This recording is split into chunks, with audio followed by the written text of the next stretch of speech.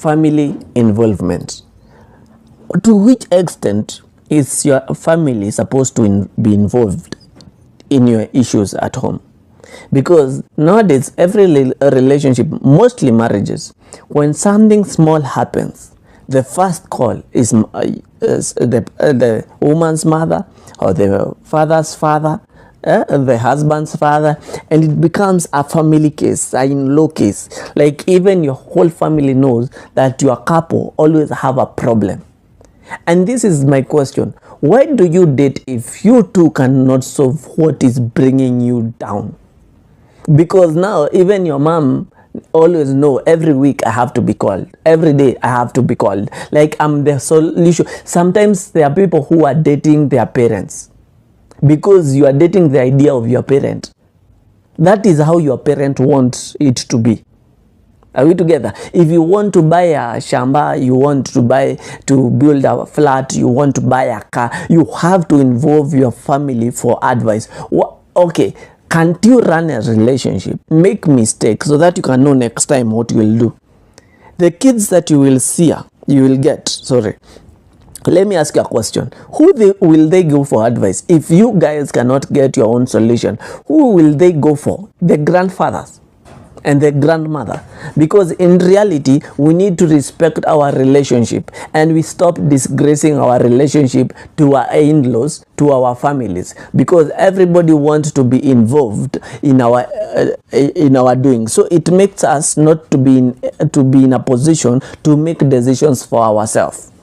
And it is an error. Stop involving your mother, stop involving your family in your marital issues. Sometimes be a man, sometimes be a woman, and find a solution as a grown-up. Vacations. Do you believe in vacations? Because for me, I don't. I don't. Okay, let me say this. I don't believe in going for vacation, yet there is nothing that you have done in your life. You are busy wanting to go to different countries or seeing the different wonders of the world and going to different beaches. Let me ask you a question. What are you celebrating?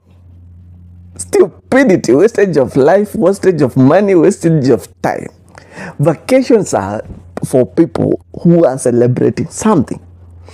There are these people that I usually hate. I dislike. Let me say dislike.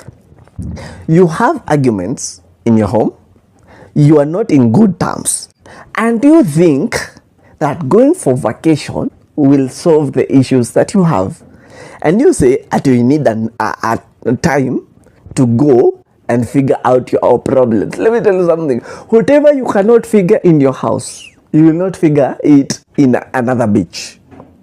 In reality, let me tell you something. In reality, if you can never find a common ground in your bedroom as a couple, you will never get it in another hotel's bed. And even if you get that solution in another hotel's bed, it will have an expiry date, as I always say. Because in reality, it will come because you are in a happy moment. You are in a honeymoon stage kind of setup. So you are all happy. Good solutions are usually found when people are not in the same emotional level, because it will come out of I came down, I shushed my pride. You brought down your pride and we found a common ground. This nonsense of vacation for finding solution, it doesn't work. Reservations. Do you know we are going to extra miles to prove that we love someone? In your house, you don't have foodstuffs. In your house, you are even struggling, and you want to go and do a reservation in a big hotel so that I can consider you as the G. Let me call you the G. But in reality, you are struggling. You want to reserve a seat for a dinner in the biggest place, in the biggest hotel. You want to reserve a hotel park where we can go for a weekend, but in reality, you are struggling.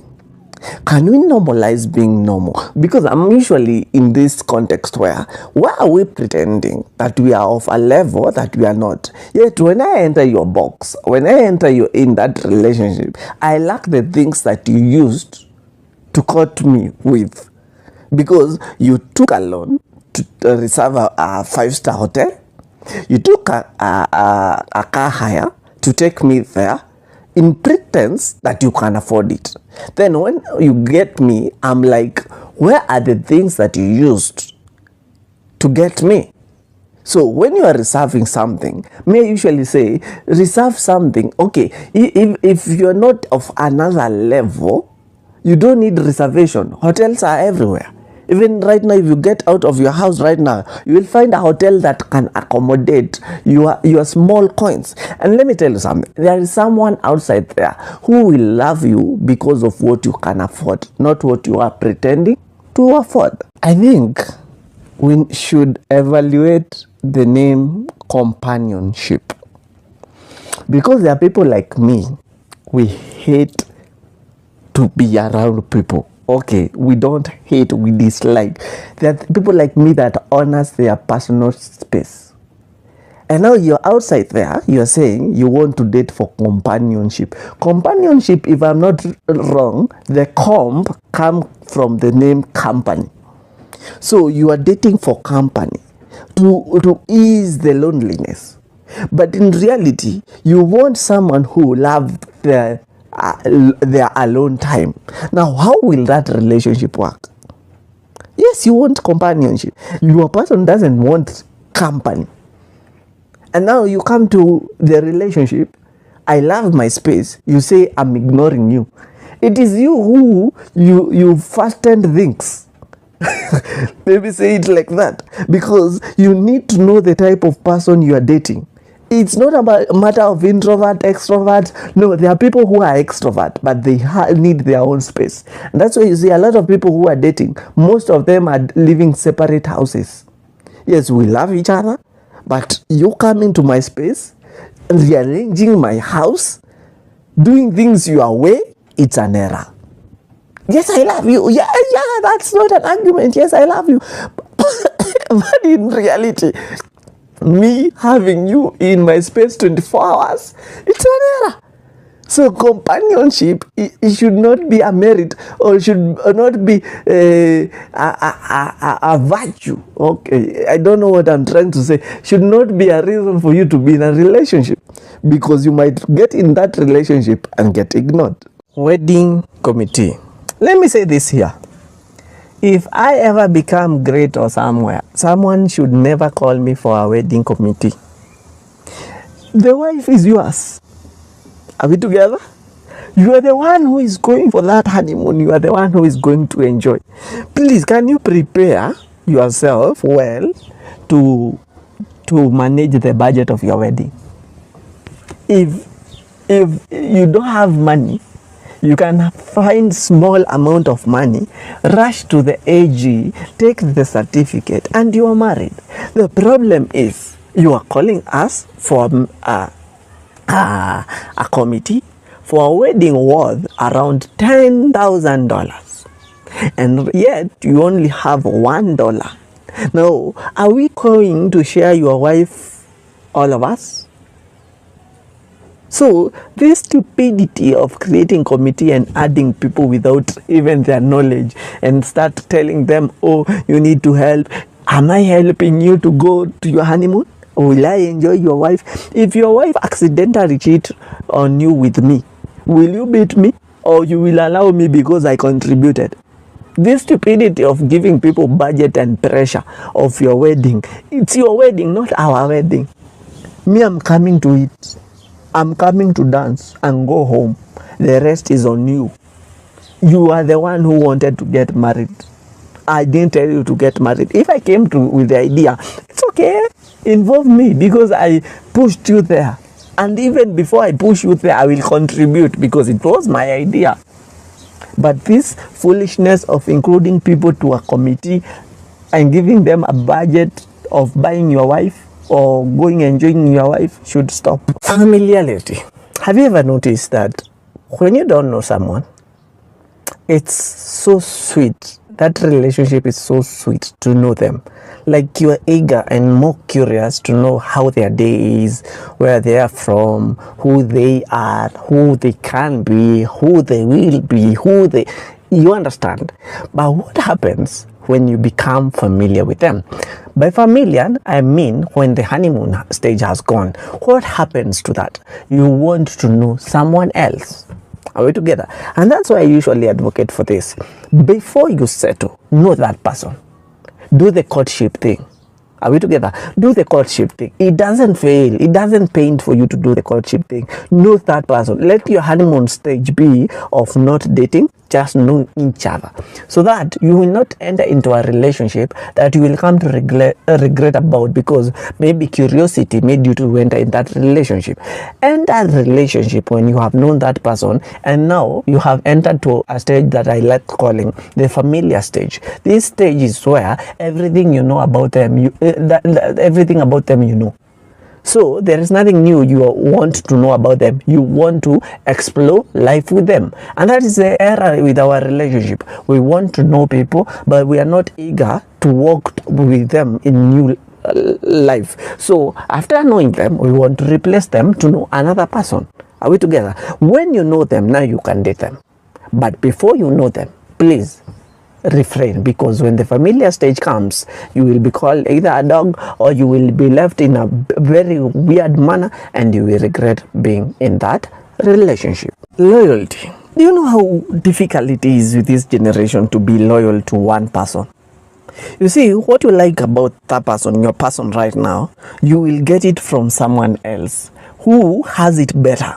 Okay, because I told you another day that if it is beauty you love about your girl, or the cuteness of your man, there is someone else outside there who is more cuter and more beautiful. Are we together? And I have come to realize with this generation, especially social media generation, you will realize that whatever you like about your partner, a lot of people outside there like them, have them. Okay, they are even more than what you liked about them, and you wonder, how will you become loyal to someone who you can get the things that you wanted in them from a lot of other people outside there? And this is my point. If you want to be loyal with someone, can you refrain yourself from dating someone who you like their physical appearance or their way of living? Can you fall in love because you found compatibility? Because compatibility is not shown online. So you will not be tempted. Are you understanding? You will not be tempted to fall in love with another because you saw their physique or their way of life.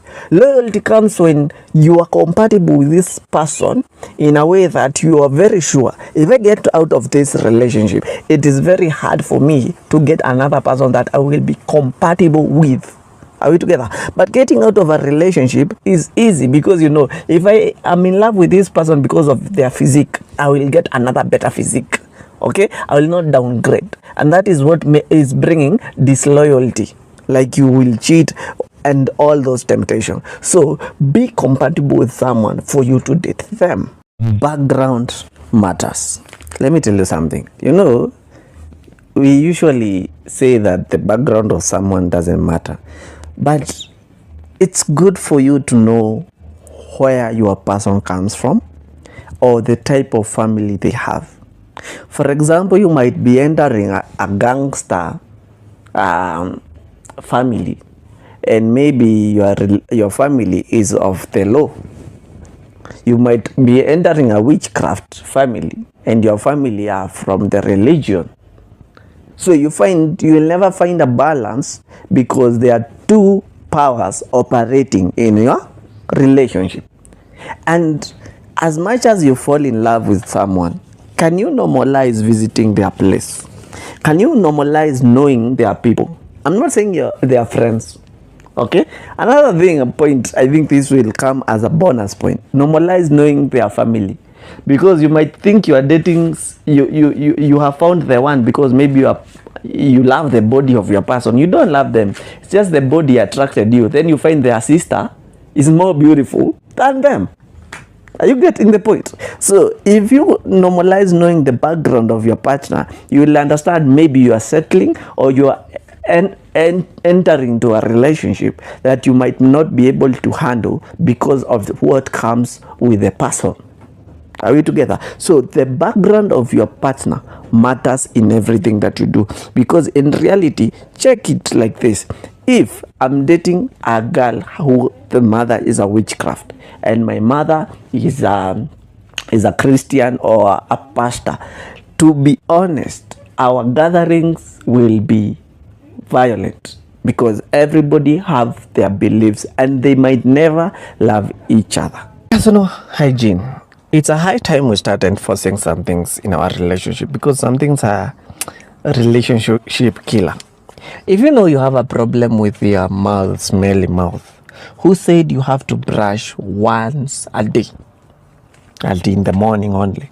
No, you need to reach a place to identify your errors, or not your errors, you are that, because you have a problem with your mouth. Okay, you have bad breath that comes out of your mouth. You need to brush more than anybody else in the house, because, for example, you are a snoring person.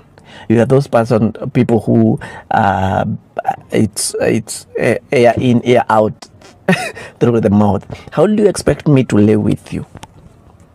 Number two, for those people who have smelly armpits and all that, can you normalize breathing more than once a day?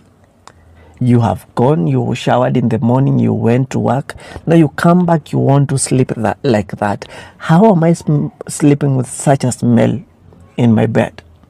It's a high time you identify your body, because in reality, for example, you have a problem with your mouth and you want to wake up with a morning kiss. How? Then I go to my workplace and there's someone who smells nice. We need to reach a place that we love everything to do with hygiene. For example, also, if you know you have a smelly body, please love water more than once a day. That should be given as a commandment in every relationship.